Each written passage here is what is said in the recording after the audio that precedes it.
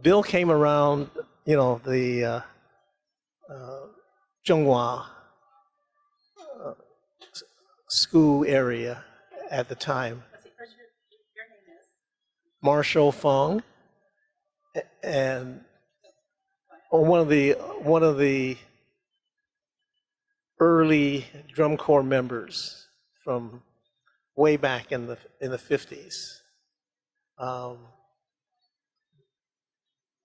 It was one of those things that came about when Bill he would hang around the area, and we would go out, with him in his 1949 O's, coupe, and it's all fixed up with pipes and all that kind of, just like a regular hot rod type, but it was kind of like a high class modern car hot rod back in those days.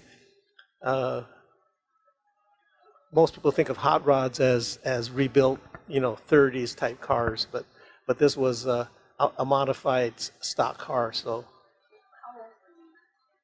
I was probably 14, something like that. No. Actually, I was probably more between 14 and 15, probably more closer to 15. And he decided that, he always talked about Wisconsin, where he was at. And anyway, it got pretty involved, and he wanted to, he thought it'd be nice to start something to kind of duplicate things that he did in Wisconsin. So the drum corps subject came up.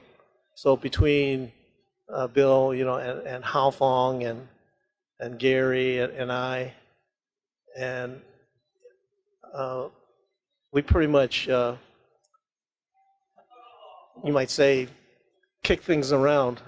But he was always saying how precision the back east type of drum corps compared to the ones out here.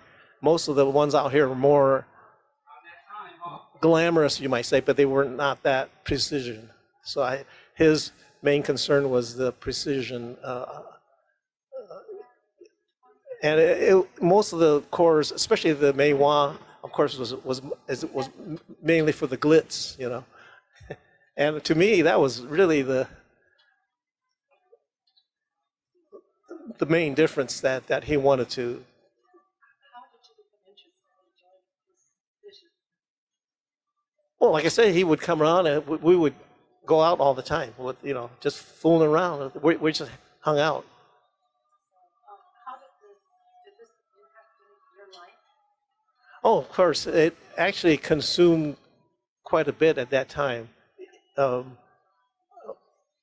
Remember that although when you're at that age, during that time of of the country, you might say, there weren't really that many things to be involved in, and but as time goes on, you could tell. That's why we didn't really stay too long, because there's other interests, As a matter of fact, because of the Zhonghua Associate, the school and stuff, that's where all the Chinese kids hung out, and we used the facilities at that point. And a lot of the members, of course, were recruited from the school, like people like, Beaumont and John Hom. Eventually, I would joke to the people that I see that have grown up in time. I said, and the girls, I remember saying, "Wow, I remember those flag girls and these guys. They were just little kids, and we were so-called grown-ups, Especially when I turned like 16. Of course, half of it was due to um, Bill, he always taught me how to drive, use his car, things like that. So, um, Did your drug court experience influence your adult life? up to a point, but one of the problems is once you started attending high school, everything kind of changes, and that's why we pretty much kind of dropped out of it. And I think that's when the new core. Next generation. Exactly, and it's not just the next generation. I mean, it's amazing that like John and Elizabeth, Jung, they stayed on and continued with. So they have the let's say a good interface between the two generations. Uh, the difference, of course, I mean, to me was, when Bill, we were talking about, going to a parade, and the parts that I always remembered was all you know, the girls my age, my, sister, they did a lot of the sewing for the uniforms, and we did some of that, because originally it was just the boys wear a white shirt and dress pants, that same navy blue pants. It's kind of gets some kind of uniformity there, but it's something that as the uniform situation came up, it was really neat because of the ideas and how even to have the Jung sign, and most of that was just pinned on for at the beginning, but last minute parade preparations are really it'll take time to think about all this. It's been so long, but yeah, I know that was the difference between the later generation, where real parents, it was more like little league, and